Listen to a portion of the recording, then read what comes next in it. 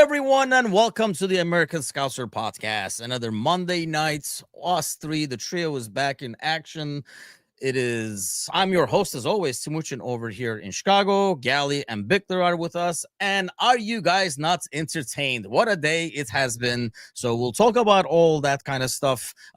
We did an early pre-match this morning. This will be the late post-match show, pretty much for the most part. But like I say, I'm your host, and beautiful weather out there.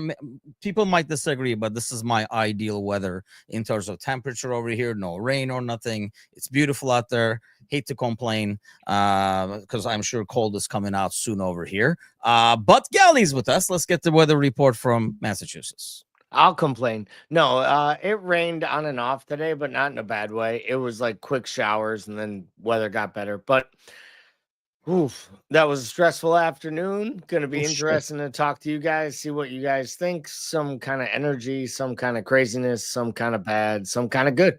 So should be a good 60 minutes here. Yeah, it's a little bit of everything during the game over here. A lot of highs and lows. I don't think I can do this for another freaking 36 games or whatever the hell we got left over here, because that's 2-2. That's, my cardiologist does not approve. Bickler, my cardiologist does approve, especially the stash. What's happening? Yeah, mid to high 80s, humid as all get out, thunderstorm in the afternoon. So typical summer here. It's supposed to cool down here just in time for the kickoff of college football this weekend. So it's supposed to be in the 70s. So I'm going to a friend's house in Greensboro. We're going to cook out all day, and we're just going to eat wings till his wife kicks me out. That's it. That sounds like a good plan, actually. I'll be there. Everybody gathering around in the comments. Serzi, Tony, Brian, Lee, welcome to the show, gentlemen. If you're listening to us on Spotify, make sure you head on over to YouTube and subscribe, follow, all that kind of stuff. Same on Facebook. Hit those buttons on the bottom over there, and we'll be in good shape. Okay, a lot of good stuff to talk about.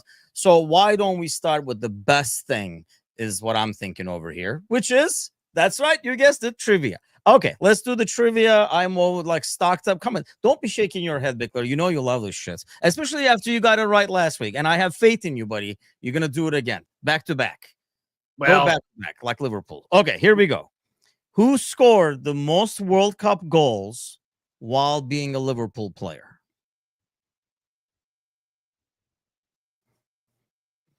Not Torres. That's for sure.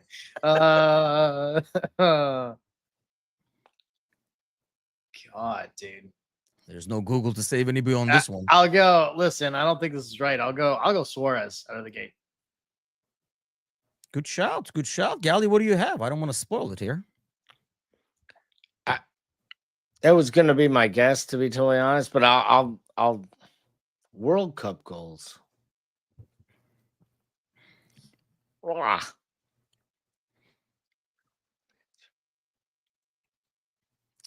it's not Stevie G. Thanks, Matouche. That was what I was thinking. Yeah, I have no clue. I think Bickler is right with his quick guess there, because I think he scored like 3. And I can't think of another Liverpool player at a time that scored more than that. I don't know if BJ is sending the questions to Serzi, or Serzi is really fast with no, man, no. I'm sorry. What a tease. What a tease. No, he's not sending him he's just Googling it, man. You can ask AI anything. It's Owen. He's fast with it, though. I'll give him that, because I was still probably typing. But yes, Owen, and it is 4 goals for England in basically over 2, 98 and 2002. So he has I actually thought Suarez was a good guess, but probably not as proficient in the national team as he was with us in those days. So that was the best part of the show. So just imagine, it's going to go downhill from here. So we're going to go into the game. We'll probably analyze the heck out of it over here. But there's a lot of good stuff, a lot of bad stuff, a lot of stuff in between, and we'll talk about the reasons behind it. Let's start with the good stuff over here. Bickler, we'll start with you. I know after the match, obviously suddenly everybody was making the Rio man of the match and stuff like that, which I think a little over the top. Awesome moment for the kids. So we'll talk a little bit about that. But who was your man of the match? Because there were a couple of really good performances, I thought. I'm in between three players over here. Let me see which way you're going to go. I mean, I got to give it to the youngster. I got to give it to Rio. Biggest. Really? Yeah. I mean, listen, I know that's tough to give it to a substitute, but a performance like this, when you come in and make that kind of an impact and go on and score a game winner, and that's far from a given goal. Like you still got to put it on frame there and get your knee over it. And I thought he just did a good job of staying composed and putting his laces through it and putting it far post. I'll do Rio just because of the moment. That's it. Gally, what do you have? I'd probably say Soboslai from the fact that he moved from right back to midfield and was very important throughout the entire moment, right up till when he ran the dummy that allowed Rio to take a shot. True. Yeah. I think that's an easy spot for Soboslai to stick a peg at it and try to poke it in and win a match. And I think he had full composure and confidence in the young kid probably behind him to let that ball run to a 16-year-old instead of taking it yourself in the middle of the 6-yard box. I think it's Soboslai mainly because of his work rate and the fact that we knew he had to be in the lineup and he kept himself in the lineup the whole time. So I'd give it to Soboslai. I think there were a couple other players who played well, Virgil being one of them. But Soboslai, I think, by far. Also, if you watch, go ahead.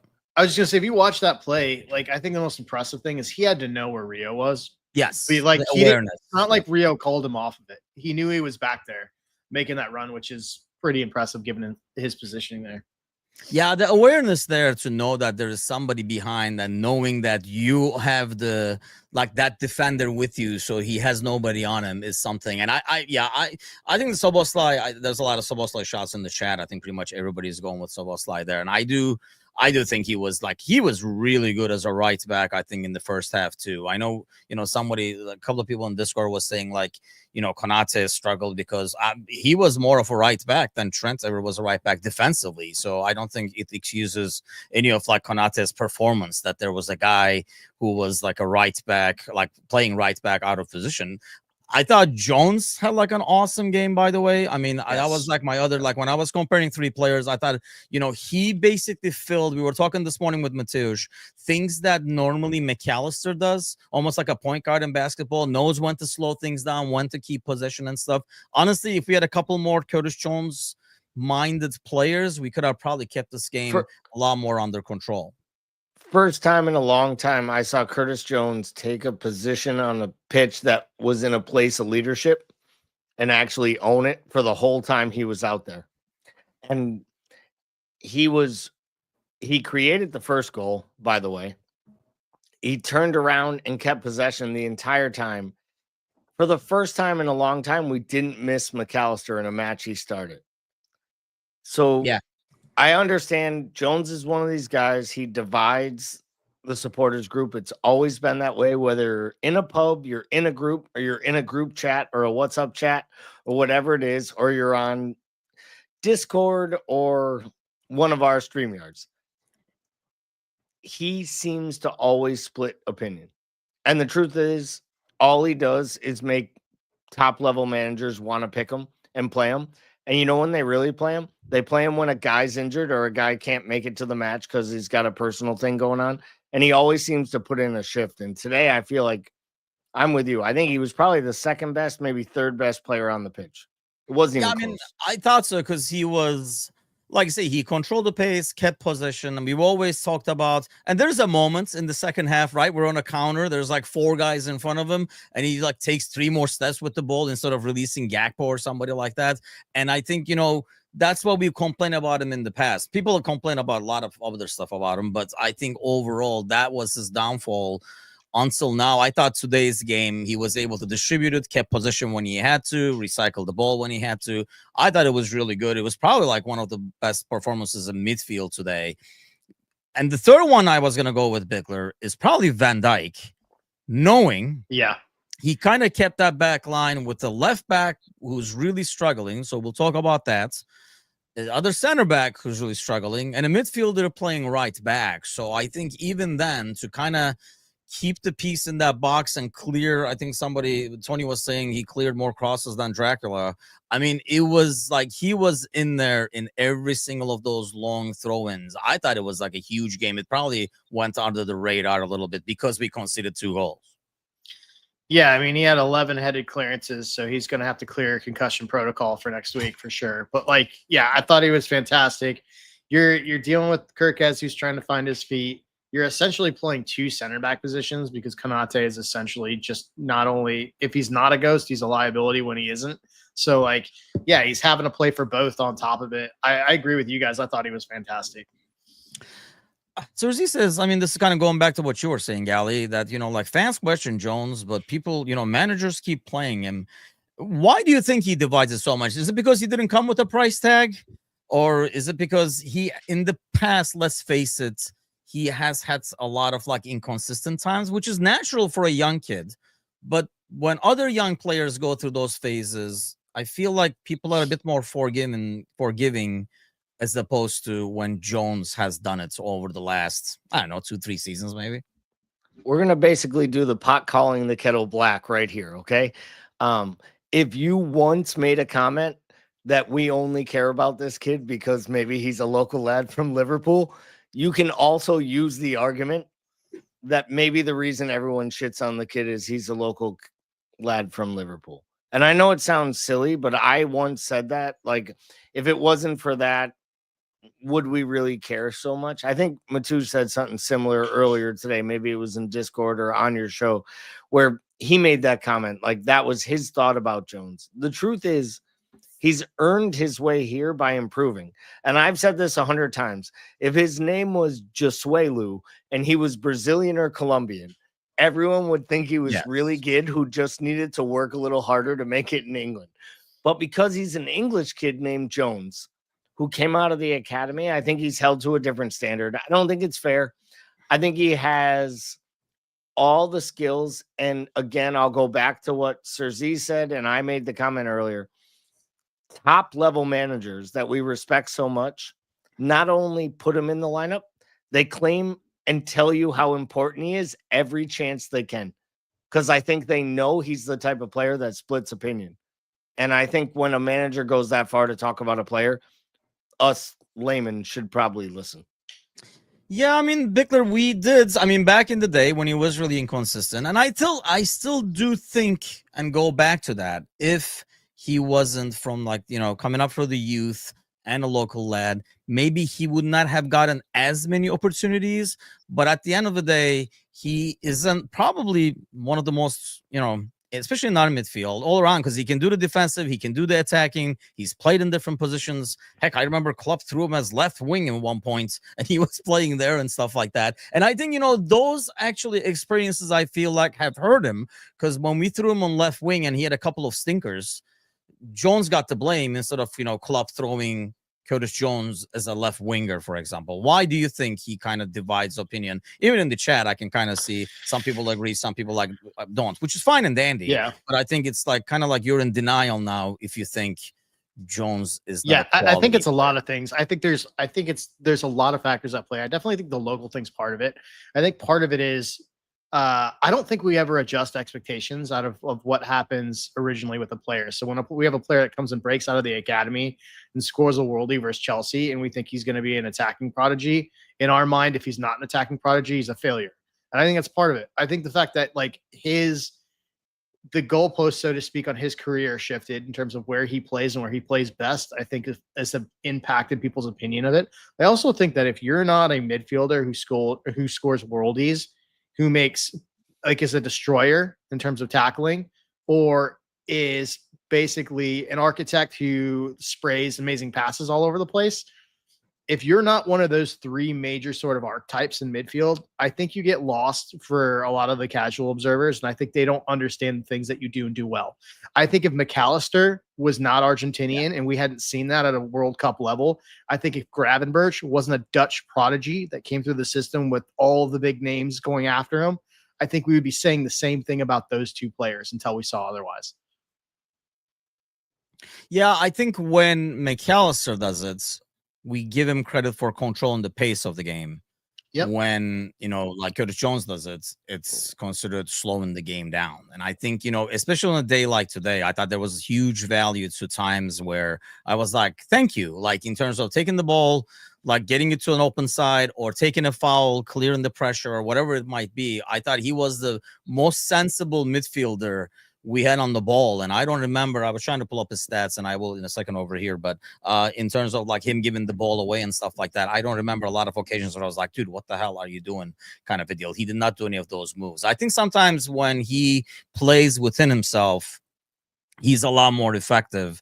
And I've seen interviews where he's kind of like learned that over time to get there. But that was probably like the most of the good stuff. Obviously, we'll talk about Rio. He gets another question. Lee Maggs is in the house. Sounds like a happy old camper. Mind you, I'm having a lot of fun with the regular Newcastle hate I'm getting online. Now I can respond back and have even more fun. So, Bickler, what went wrong in this game in terms of going from 2-0 to 2-2? Yeah, so I'll be honest, I didn't watch this thing live and I've yet to see the full replay. I've only seen extended highlights. So what looks to me like happened is that Eddie Howe made a tactical change in the midfield and essentially decided that they were going to overload the midfield in the second half and cause issues. And I think we made our own problems with that. I think with our personnel decisions and the way that we set up to play that second half. But to me, it just looks like we got overrun in the mids, and that's essentially the blueprint to beat us that they figured out last season anyway. So I think it was just a continuation of that. But yeah. Lee is such a yes. If you're not on YouTube, this is why you should follow us on YouTube, because then you have people like this who are so yelled, stuck on the caps over here talking, and you get to have fun with them. Lee, come on, man, Lee, we appreciate you showing up tonight. We appreciate while you're at it. Subscribe to the channel. Yeah. Hang Hit out, that thumbs come up. back for other shows, Yeah. like all the stuff. I mean, even leave more comments, Lee. We appreciate We still love you, even though that's you have Saudi ownership coming It's in talking about basically PSR. nothing you Disconnected. talked about. Nothing you talked about in your comments are accurate, or even things that are happening. But we appreciate it. I mean, you had an opportunity today for a point. Couple of things to talk to. I mean, let's do, since he's saying VAR and stuff. Let's start with the refereeing. Because I did think we had some stuff in terms of like some huge decisions. The red card is a pretty clear red card. When Eddie Howe doesn't have his assistant next to him, he doesn't know what to say in the interviews. But I think the cleat marks on the back of the cleat marks on Van Dijk, I think it gets worse the more red you card. watch it too. Like every time you see it, it's worse. Like Eddie Howe actually said it was a red card. He said everyone who has seen it has told me it was a red card. That was his exact quote. But everyone who saw it, he thought he saw Gordon actually pulling back, and I'm like, dude, he went 100 miles an hour into that tackle. There's a moment there where it looks like he might pull back, and it's only because he actually drags his foot back, but he catches him on the first one. That's all that matters. He goes in late. We talked about it, I think Friday on the morning show with me, you, and Kazi. I mentioned I could see the thing getting out of control, and I wondered if the ref would have enough guts to actually send someone off if they earned it early. And it took 45 minutes, and it happened. So, I mean, look, it's a red card all day. Everyone knows it's a red card. I haven't heard a single person yet say it's not a red card. So I don't think he wanted to hurt the guy. I think he wanted to go in hard, and he missed, and I don't know if it really worked out for us, but it worked in the immediate. Well, yeah, I think, I mean, dude, I swear, like, it's worked out initially. You start coming out in that second half, Gally. You get the goal, a great goal, by the way. Every game I watch this kid, I'm really, really liking what he does on the ball, off the ball. I don't understand what the hell the commentary was talking about him being invisible. I think his like build-up play in terms of like how he drops the ball back or drops it to the wing and stuff like that is freaking top notch. So they can hate on him all they want. And before the goal, you see his strength in terms of like, well, that was one of the complaints about him in terms of like, I know it's not on Tonali, I think that's on his shoulder, but still he keeps going and stuff like that. Gally, I'll ask the same question to you. What do you think happened that we kind of gave that away? Because I even put it at halftime in Discord. Let's get the second goal and then just put the game on snooze and just go home. Well, I mean, the second goal happens. We go up quick. It's right out of the gate. I mean, Slot's not even at the bench yet. He hasn't even come out from the tunnel, and they're up 2-0. I don't know if you guys saw that or Yes. not. Yeah, like he he wasn't even out walks there. out and they're It's like, laughing I'll watch about it it. tonight on ESPN highlights. So he comes out, they're up 2-0, and it almost feels like they're up 2-0 against 10 men, and they just went into like a coast it mode. Like we're good to go here. And there was nothing good about it, because I will give Newcastle credit. They never gave in. And I'm sure we'll get to Kirkez's ridiculous defending on that ball that comes in. I still don't know what he's doing. Yeah, Like- if you call that defending, yeah. I'm 5'0", and I know there's a better way to stop a goal from happening, and it might be tackling the guy and hoping they miss the penalty. Like, that is the better way of defending in that spot. I mean, he just turns backwards and just leans into the guy. He heads it in, and as soon as the match got to 2-1, I was a little worried. I won't lie. Yeah. It got to 2-1, and I was like, this doesn't feel good, because we once again made those substitutions. We took out Ekitike, and for 3 matches in a row, that young man comes out, the guy who was, non-existent by the commentator's call. Yeah. He comes out, and in 3 straight matches, the team has no offensive focal attack. They have nowhere to go. And I love Mo, but they kind of showed through 3 matches. Right now, it's all running through Ekitike, and maybe that will be Isak in a week, but it genuinely felt like as soon as Ekitike came off, we had no focal point to move forward. And it's almost like we defended except for being on the counter. Yeah, I mean, Polo Mint says, and I think it's Polo, right? It is Polo. What's happened to slot control tactics? And I guess that's my biggest question, Bickler. I mean, in normal, we used to call it the slot special last season, right? 2-0. And I thought the moment it was 2, that's what it was going to be, another like slot special 2-0 kind of a deal. And that's how we were going to go with that. But then, is it just a change in personnel? It can't be a mindset. Like, the new guys are not understanding the mindset, too many changes. I know we conceded from set pieces and stuff like that. But even then, I feel like, first of all, we give away a lot of those set pieces unnecessarily. And, you have numbers. They had no chance to build up if you put the pressure on them. It's like we're all over the place. We kept reeling back and letting them kind of like come to halftime and just kind of like keep loading it in. What happened to that control? I don't know. I think this is definitely a side end transition that's figuring that out. Although there is definitely something stylistically that's changing. And then we knew that Slot was going to want to try to play through the middle, and we didn't know how that would affect Mo, right? We're used to seeing that play go through him. But I think, what's interesting is, like, you look at the side, and this is a side between Wirtz and Mo where your attacking creative power was supposed to come from, that have 2 goal contributions in 2 games.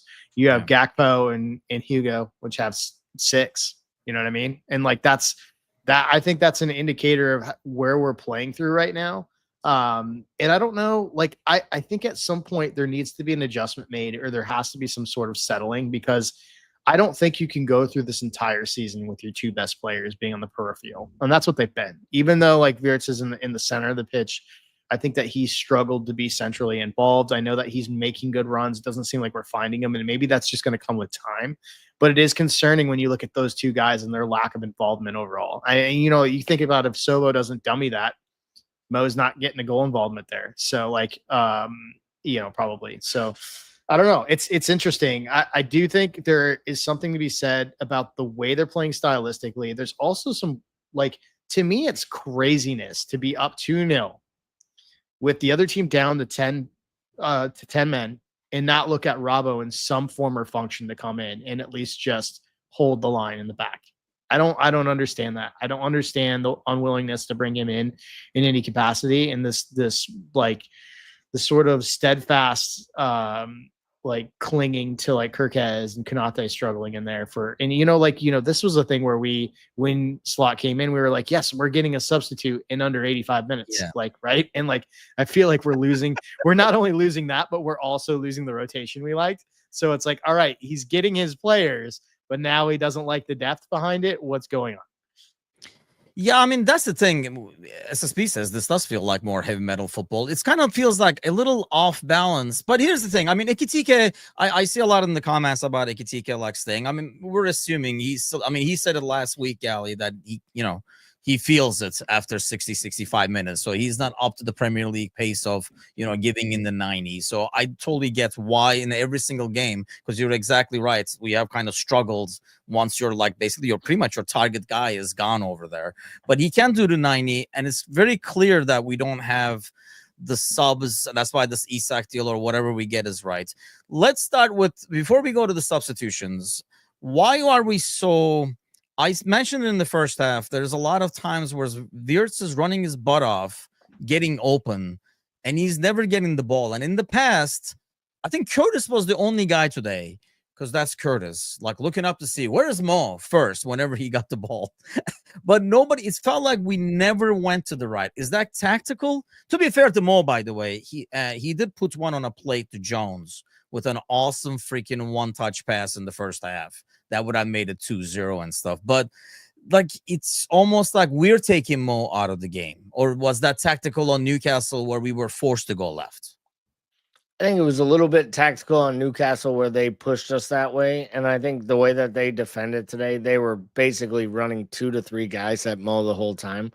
But they were swarming that midfield too. So I don't think it was as easy. I mean, it really just ended up being hoofed up balls to Gakpo. Yes. That was really the only ball that got to one of our front three for the better part of the first half. Ekitike didn't have that many touches or that many moments in the first half. Like, the first half really felt like it was one-way traffic where they were really coming at us most of the time. They had possession early. They definitely had the crowd on their side. I think when it comes down to it, and we talked about this, once you start signing big-time players to play through the center of the park, everyone's going to get mad when we say something disparaging about Bobby Firmino, but it's not disparaging. It's just honest. They're not looking to have a number 9 anymore like Bobby Firmino. Like, he's not deferring to Mo. They want Ekitike or Isak or whatever they sign, which is why they're about to hopefully spend close to 240 million on 2 players in one summer. I think the writing's on the wall. The ball is moving away from the whole earth being shifted to the right wing and everything running through Mo. The question is will he still be able to take the moments he has one-on-one opportunities to create goals like he did today and make moments happen? Because he had the great pass to Curtis and he got the assist at the end. So that's all that really matters. But I think he's more of an assist person over the next year to year and a half than he is the talisman. I could be wrong. It's just like we don't get the ball there to have him create, though. And I know what you're saying. From the pressure, you could clearly tell that we had the advantage on that side, at least the height advantage with Gakpo over Trippier. So, like, whenever Ali played the ball long, it went to the left-hand side.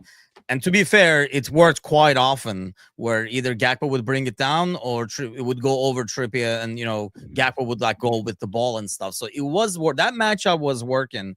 I know they were kind of like feasting with it, but why do you think Bickler, or what is it going to take to integrate Wirtz? And it almost feels like we're maybe forcing it a little bit, but you would think during the off season, there were already ways to implement him in there in the game setup somehow for him to get the ball. And I'll be honest, like I say, he's making at one point in the first half, they had 5 midfielders lined up in a line over there.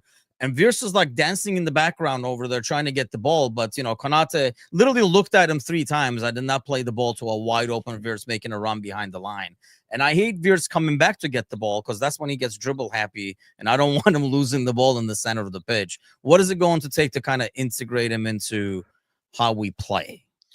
Aside from time, obviously. But. I don't think there's anything tactically that needs to happen. I think it just is going to be time because you see him making the runs and taking up and occupying the right spaces. He's just not getting hit with those passes. Maybe this is the inverse of what we saw with Thiago when Thiago was making passes that, people weren't expecting because they weren't used to somebody basically threading the ball that way or putting it in the space where he was going to put it. So I think it just takes time. And I think I think we just need to be patient. Obviously there's still a player there.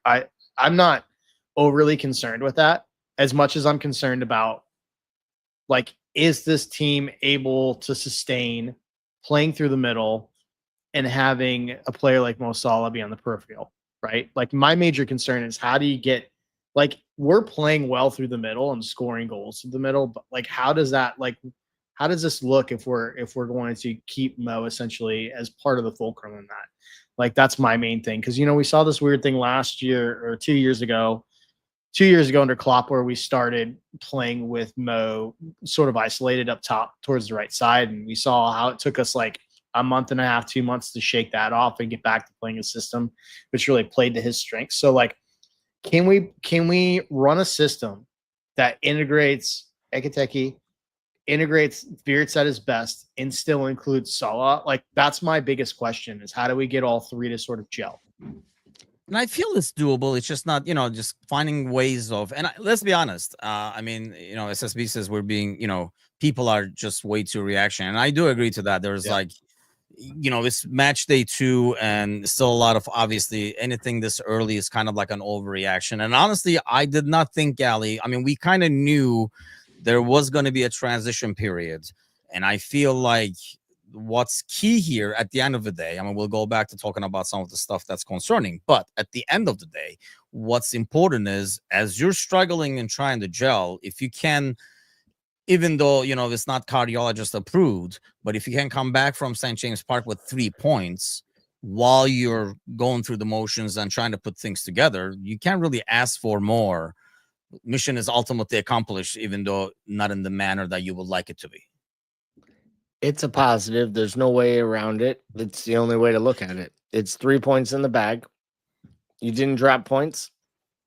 You went to a arguably what might have been your second or third hardest match of the entire season, just on paper. And then you add in all the Isak drama and all the vitriol with the supporters and the crowd and how up for it they were, and how Joe Linton's coming in with face high boot tackles in the first 2 minutes of the match. Like, he could have been sent off if he makes contact with Gravenberch when he comes in with his cleat as high as it is. Like, there were a few times in the match, like, there could have been red cards before there were red cards.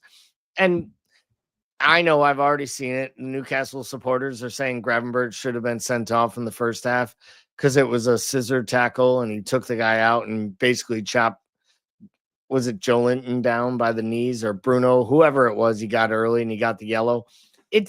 We knew this was going to happen. But for me, you get out of these 2 matches with 6 points, even with all the changes we've had and being short.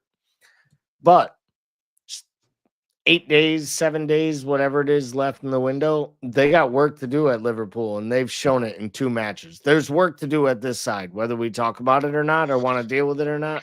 They have to do some work, or we're not going to reach the accomplished things we want to this season. Yeah, that's one thing, guy. Here's the thing. We talk about, like trying to gel up top and stuff. But if you think about it, we did score 4 goals in one game, right? And then 3 on the other one. So it's not like, we're having issues scoring goals. I think the problem is, Bickler, we're kind of like leaking goals a lot more than what we're used to, especially in the slot era. The thing over there today, as you watch the game, this team, even more than Isak, and definitely use an attacker for depth, right? So we can substitute properly. But more importantly, I was looking at it today and I was like, man, if instead of Konate, we had Gehi over there who can play the ball from the back a lot better, or even Gomez, actually, a healthy Gomez, this would probably go a long way. I know, like, Konate can have the stinker in him, and today was one of those days. What do you make of this back line and the struggles right now? Because it's pretty bad when the guy playing out of position in Szoboszlai was probably the second best defender today after Van Dijk we talked about earlier. So I think the elephant in the room is Konate, right? Everybody wants to talk about that. I think with Konate, and I always say this, is I think his ceiling is so incredibly high still. I think the problem with Konate is he is a more extreme version of Joe Gomez. And what I mean by that is Joe Gomez gives you a 8 or 9 performance, and then he gives you a 3 in the next match. He's a yo-yo performance guy, and he always has been. He's up and down. Konate does the same thing, but he does it over essentially 4 to 6 week spans. Like 4 to 6 weeks, he's like incredible. He looks like he could take over for Verge and like, could pass the torch over to him. And then he has 4 to 6 weeks where he just looks absolutely awful. He looks like he's running in cement. He doesn't look like he's all there mentally. And I think the main thing for me with him is like, he just looks mentally checked out. And like, I don't know if he just shared a drink with Trent or what's going on, but he has that same thing where he just seems like he's not aware spatially of where he's at. He's doing like he's consistently the one breaking the back line when they pull up for trying to, set the offside trap. That ball over the top, that's crazy to get beat like that. Just crazy for somebody his size to lose track of the ball and get beat over the top like that is insane. So I think you're going to deal with that with Konate. I think that's, and that probably underlines why they're so interested in Gahey and getting, Leone and center back help in. There's definitely depth issues. Let's face it though. When was the last time this Liverpool team didn't have center back depth issues?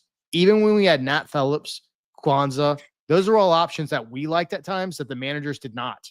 Right. Like, and so like we've consistently had this. I think it's compounded by the fact that you're setting in 2 new fullbacks, one of which is injured already. The other one that backs him up, which was, we were thinking might, to be the starter, and Bradley is consistently injured. So if you have Frimpong out in Bradley and Gomez, who between the two of them can't stay fit in a week, like you have major issues when you're talking about 3 players that are out or consistently injured. So, I mean, you like across the back 4, you've got 3 guys essentially that you can use for one spot that you can't count on any of them right now. So I think it's compounded by the fact that you're betting in new players and you have injury issues already. Yeah, it is. And it doesn't, obviously the right back issues don't help. But I mean, that's the thing with the substitutions. There was a lot of talk. I mean, we actually were like talking on Discord, Gally, in terms of the subs not coming in. We were like, when is he going to make a substitution? Because I think we all kind of wanted Szoboszlai pushed to the midfield because you could see like, the legs were getting tired and all that. And I felt, and when I said what Slot would say, you guys pounced on me, but I was just like trying to voice what Slot would say. And I think we saw that afterwards when you see Bradley in there and stuff, Gally, that he did not have a lot of faith in people on the bench coming into this game and making an impact, especially defensively, where we needed to kind of like get some control. Maybe you think it's because of who he has, the fact that they're coming back from injuries. I mean, Gomez is, Bradley is, or the game itself, he just did not want somebody coming into that intense environment and trying to get to the pace of the game. Yeah, I think he tried to delay bringing in anyone deep in the pitch as late as humanly possible. And I felt like he knew he had to with Bradley late, right? He knew he had to bring Bradley in because he had to move Szoboszlai into the midfield. He just needed to protect Verts. He needed to take guys off. They were getting gassed. You could see it. I didn't love the way he went about it. I think that the way he made the substitutions, they seem very reactionary. It was late. And maybe it's a sign, maybe it's a statement to the club, like, hey, you got to get me some reinforcements. It made no sense to me to not bring in Robertson. Like, I know someone made a joke, like maybe he had the shits, or maybe we'll find out that like he just couldn't play today or something. Like, because to me, there's no other reason that Kirkes plays 90 minutes in that match. But I will say this makes me more confident, it makes me believe I was more right earlier in the summer when I said if the right offer came in for Robertson, I think they would have taken it, because the fact that Kirkes started today after the way the Bournemouth match went up and down, and I thought he got a little too much stick than what he got, but he wasn't good by any means. The fact Robertson doesn't start a match on the road at Newcastle in this environment makes me think that this manager is basically reserved that like Milos Kirkes is my number 1 left back, and there's not even a question about that. And him playing 90 minutes makes me think it's even more in the tea leaves for what we should expect to see to come. Yeah, that's funny you say that, because I was thinking the same thing. I'm like, that would be like a Mourinho-like move, though, right? Like with the substitutions, like trying to send a message and be like, this is what I got, kind of a deal. And honestly, when he put Rio in, I thought it was like, here we go. I'm putting a 16-year-old to win the game for us kind of thing. Well, if that was the plan, that kind of backfired because the 16-year-old came in and won the game. It was like, so if she's like, see, it works. It all makes sense kind of a deal. But what do you make of the lack of trust, I guess, on the bench? And Robertson especially. I mean, hey, this is coming from me. I wouldn't have minded Costas coming in for 10, 15 minutes at the end. It felt like, because Kirkes, leave alone the goal defending. Dude, I think in the first half, every time Elanga faced him, he got the cross off into the box, and a dangerous cross at that, not like a forced one. I don't know why this is the Premier League left back of the season last season, so you can't question the skill and stuff like that. What do you think it is? Is it in his heads? Like, why the poor performances? I think there's two things. I think one, I think the manager is very, like, I think that he feels more strongly than most of us supporters about the drop off in Robbo physically over the last 18 months, right? The second thing is I think that he thinks the longer that he stays with Kirkes immediately into the side, the sooner Kirkes is going to bet in and start to really understand what he wants out of that position.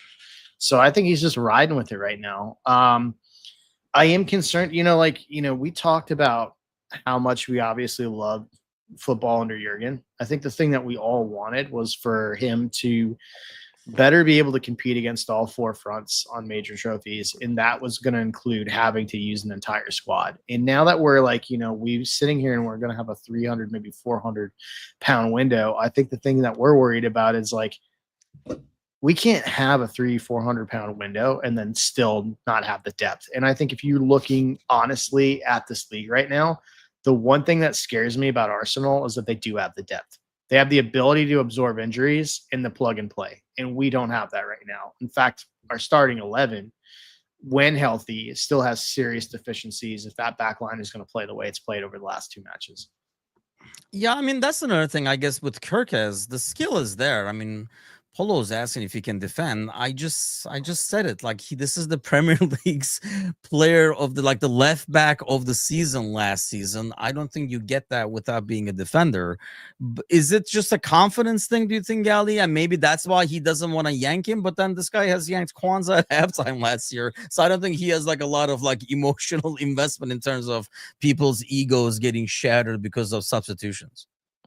I think that's a two-parter. I think one, we know he has the talent, right? We know he can defend. We know he has the athletic ability. He's one of the top left backs in the world. People wanted him at all different clubs. I think we also know, to Paul's point, that maybe the manager has more doubts over Robertson and Tsimikas than he does Kirkes at this point. And he's sided with Kirkes. He's picked Kirkes. That's the guy he's going to play, and he's going to give him every opportunity to fight his way through it. I also think the shirt's heavier at Liverpool than it is at Bournemouth, and we all know that to be real. And it's two matches in, one against his former opponent and the second at St. James's Park on a night where 80,000 people wanted to kill the entire team on the pitch. And he's the most emotional person on the pitch. And he actually, for the most part, actually kept his cool, which I was kind of surprised about. He never got hot-headed. He just got completely lost when a cross came into the box, and he decided to try to literally give the guy a piggyback instead of defending it. Yeah, it's almost like, hey, lean on me, I got you, kind of a defending over there. Adam says, and this is probably right too, we are playing a bit more attacking. I know in the Palace game, I thought it was a lot of tactical, right? The ball was constantly being passed behind him. You even talked about it we were doing the podathon over there. I vaguely remember the end over there, but I remember Bickle and I yelling at each other over there when the ball was constantly being passed over him. Last week, it was a physicality thing. I think the thing that concerns me today is when he has Elanga in front of him and he keeps letting him ultimately win. Elanga is trying to get the ball to the middle, and every single time he did it. And there's a sequence at the end. I can't remember who he's chasing, but I don't know if that's tired legs. But I was like, Robertson can't be any slower than this, because I thought, when they were running, when they started sprinting I thought Kirkus was going to easily get there. And then I was like, oh my God, he's not getting there. It was like me running, sprinting. I know it was like towards the end of the game, maybe his tired legs or whatever. But I guess, Bickler, the thing is, when we looked at all like the new signings, right?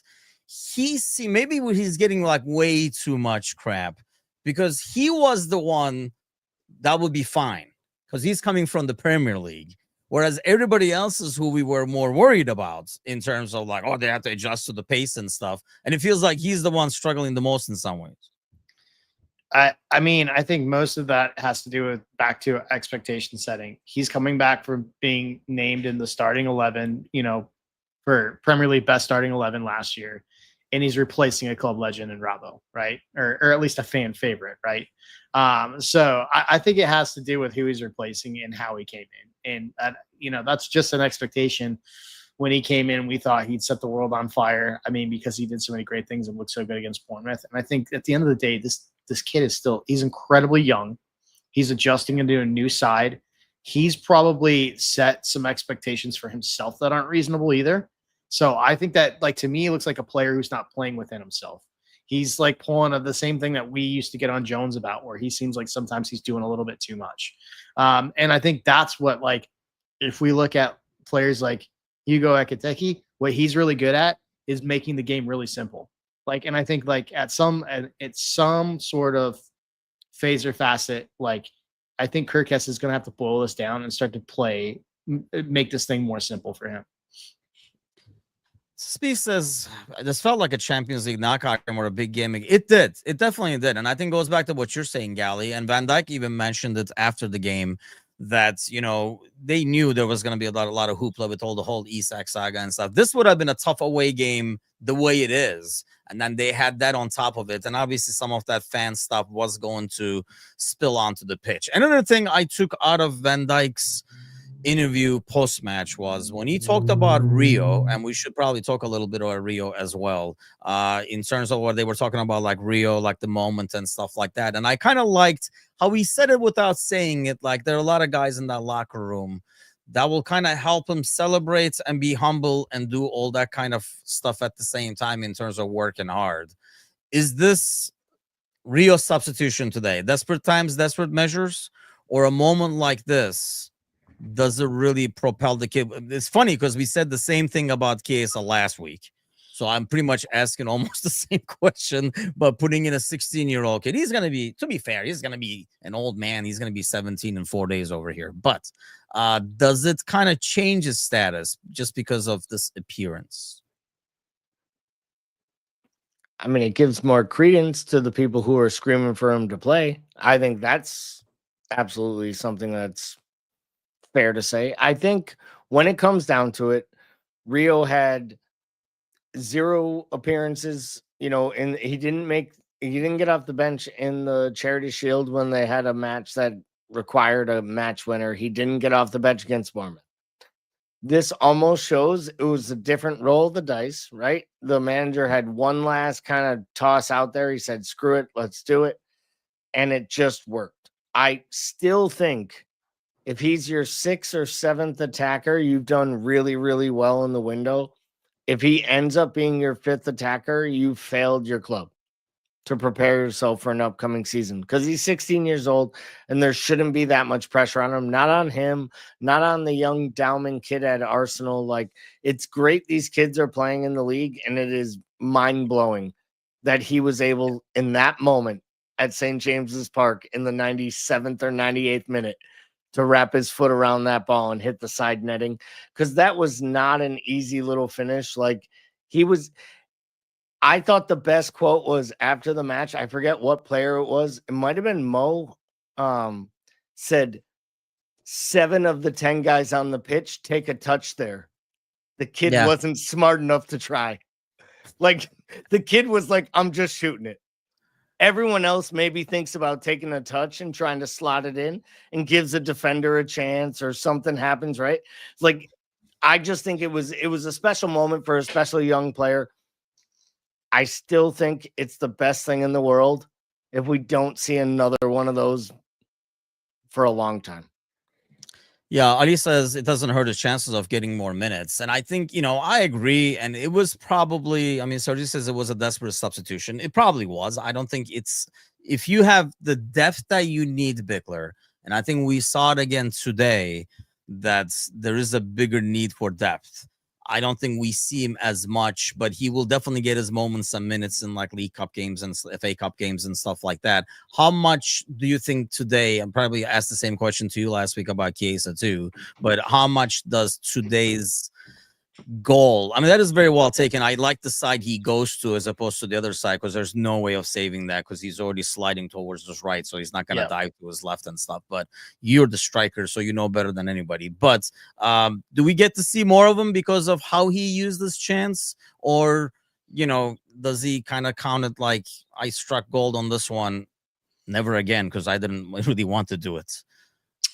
No, I don't think today has much impact on how much we see him. I think the preseason is why that he's not getting loaned out, why he's with the first team. I think his body of work up until now has bore out we're like why he's where he is. I don't think this is a manager who's going to take stock in 25-minute substitute appearance or 15-minute substitute appearance where he goes in and gets a game winner and make it the reason that he doesn't go buy an additional striker. Right? Because I think that's what we need to talk about. Everybody's going to say, "Oh, isn't this the reason we don't need to go get a proven goal scorer?" And it's absolutely not. You don't pass on proven talent for the prospect of somebody coming up. You can have both, and you can create avenues and ways for him to get minutes, but it's not the reason that you pass up on proven goals. So we're coming out. You mentioned it. We're less than a week away. God, I can't freaking wait for this window. Thank God it has to end. Dude, this season was exhausting. one that I was kind of looking forward to for the very first time ever. Normally, I hate the entire transfer window, and this is exactly freaking why. And I do really think, seeing what's going on around the league right now, especially like this last week and stuff, there's a lot of carousel moving parts and stuff. In an ideal world, this thing should end before the season starts. Get your job done, because I think, like the whole Newcastle Larson ordeal and stuff like that. Anybody who sells a player now, I'm sure there's scouting departments with people lined up, but they got like 3-4 days to like replace them and stuff like that. So it makes it even more difficult, I think, for like the smaller clubs. But I have a very huge concern, Gally, that we're going to finish this window in our regular. If the guy we want is not there, we just don't get anybody just to get somebody. Ease my concerns, because I want to be able to sleep tonight. Well, I've told you for a few weeks we need 2 attackers and a defender. I think we'll get at least 1 attacker and 1 defender. The question is will we get Gehi and Isak? Because those are the 2 players they've built this whole window around. And the fact they're waiting this late for 2 players that they truly care that much about is a little alarming. Except for they're very good negotiators. And I genuinely think both deals are done. Like, I've said it for a while now, so I'm going to stay with it. I always said this deal would never happen until after this match today. I kind of feel like it's boxed off at about 135 million plus add-ons. And I think that's more than they wanted to pay, but they know they have to now. I think they'll get Isak over the line. And I really believe the Gehi thing had more to do with Crystal Palace saying, listen, will you buy him even if he's hurt? And Liverpool was probably like, at that price, sure. And they were like, okay, he's playing with both center backs. He's playing every single match in the window. If that's the case, he's playing both of those European qualifiers to make sure we get into the Conference League we need to be in. And we want him for 2, if not all 3 of our first Premier League matches. You can have him on deadline day. And I think they get both of them. My question is, will they get another attacker? Will it be my guy Fofana? Will it be, a guy like, will they go crazy and try to get Rodrigo on deadline day and just go insane? It'll be really, really interesting. I do believe they'll get Gehi and Isak, but I think we're going to sweat right down to the last minute, Tim, and I don't think you're going to like it. Yeah, I really don't like. I didn't like your answer the moment you started. Yeah, because it wasn't going the way I wanted to. Mind you, I had bad news. You two can't play this bad news game because I saw Paul Joyce tweets earlier today saying, they don't want to block Rio's path, so that's why they're not interested in a player like Fofana, for example. So two can't play this game. Right back at you, buddy, because I know that's your dream guy over there, which I think, would be a nice move. I guess my biggest concern, Bickler, is it's going to be at the end. And like Tony was saying in the comments earlier, neither is going to happen. And like I was telling Gally, we're going to do this is how we roll. If you don't get our guy, we don't get anybody. It's our guy or no guy. Yeah, I have a hard time believing that, like, it's our guy or nothing, right? But our guy in the world of like Edwards and Hughes is probably a list of 12 players like that they've been looking at, right? Like, so I feel like the fact that we're this late in the window down to 2, I kind of agree with Gally, where I feel like a lot of these things are just formalities. Like, we were never going to get Isak before we played Newcastle anyway, just out of the optics and principle of it, right? I do think that both these things get done. I just think it's probably the witching hour and probably way later in the window we want. I think the big question is, do they see the need for a second attacker, right? Like, are they really saying we don't want to get a second attacker because we don't want to block minutes for Rio? Or is that just a way to make sure that you're not getting held over the barrel financially for the player you want? I think you'll be okay with that though, right, Gally? I mean, because I do understand what they're saying. I mean, how old is Fofana? You're Fofana's agent. He's 21, 20. he's like, hold on, I know his birthday. No, he might. He's like Rio. Yeah, exactly. I got to look up his birthday. Shit, I didn't get him a cake. He's probably gonna fire me. Gally can't remember if he bought beer for him or not. Yeah, Torre all over again. No, Fofana's a young kid. He's 2021. You wouldn't have to register him in Europe. I know that was a big deal, and he didn't count against the homegrown, so he must be 20 years old. 20 till March 31st. Wow. See, one more reason to sign that young son of a bitch. But is it fair to block Rio's way? Like, I know what you're saying. I think the depth up top would be nice to have, but I think I am content with this window. And I know Mateusz is saying, even if both happen after the international break and probably not till October, we won't see these guys. But I'm okay with that, because I'm okay with things as is.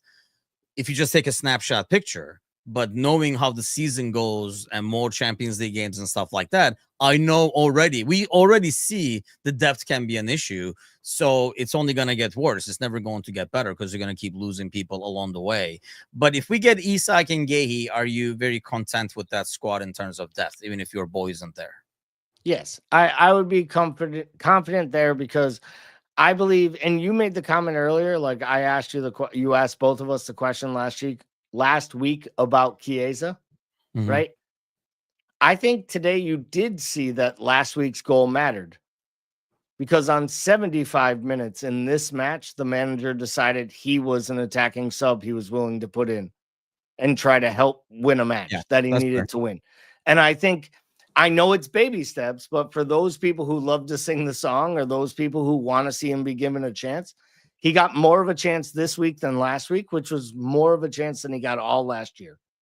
And if you earn those chances, you improve. So I think if you tell me that we sign Isak and Chiesa's 5 and Rio's 6, I'm okay with that scenario. I'd be much more comfortable if there was another veteran attacking player, or even kind of top echelon attacking player, not, young enough to take my niece to the prom. And by the way, he's younger than both of my nieces that will go to the prom. That's crazy. That is just crazy. Yeah, at the end, I think somebody was talking about it. At the end of the game, like Slap push him and says, like, enjoy the moment. Because I think, and you can see, he's like the little kid. He literally reminds me of like when I used to go and play with my brother and stuff. They don't even take you seriously. They're like, good job, kid, and stuff like that. So, I mean, it's a huge moment for the kid. And I do really think, I really like what Van Dijk said without saying in that post-match. Like, and I do have faith in that, because that's what you get concerned with a 16-year-old, soon to be 17-year-old. But having those guys, leaders on there to keep him on track, I think is like huge, because there's a lot of like young guys over there. And I don't know, like, if you have Isak, obviously Ekitike is like becomes an option who can play on the left as well. I know, like Ali is saying, like, like Wirtz would be like an option. And I don't know, maybe that is a way to kind of get him more space and out wide and stuff like that to be able to take people on the dribble. But I mean, yeah, we'll see. But at the end of the day, Bickler, 6 points from 2 games with a huge matchup next Sunday over there. There is no must-win games this early in the season, but I really felt like if we lost these points today, it would have made that game not a must-win, but you definitely not a must-not-lose kind of like a situation, even though it's only week 3. What do you think is going to unfold? Obviously, Saka is out, I believe. We don't know who's going to be there for us and stuff like that, but what do you foresee coming up in that game? Yeah, I mean, Arsenal got banged up last match for sure. I think it's going to be a physical match. I think it's going to be an ugly match. I think it's going to be, I would go 2-2, 2-2 draw. And I think it's just going to be, I think it's going to be kind of a slugfest. I think, I know that Arsenal scored 5 goals, guys, but like, I didn't see anything out of that match like that I necessarily thought like, wow, they're world beaters, right? I mean, I think it's going to be a tough game in general, but when I look at that result, they do some nice things, but I think they just basically overpowered a Leeds squad that eventually gave up. And Leeds played very, very open against them. They're not going to have that against us. So I think it'll be a close one throughout. But yeah, I'll go 2-2 draw. I think the thing with Arsenal is, and we were talking about it this morning with Mateusz, and I feel like that about today's game, and I bet you Arsenal fans are feeling that about today's game, what I felt how they won against United at Old Trafford last week.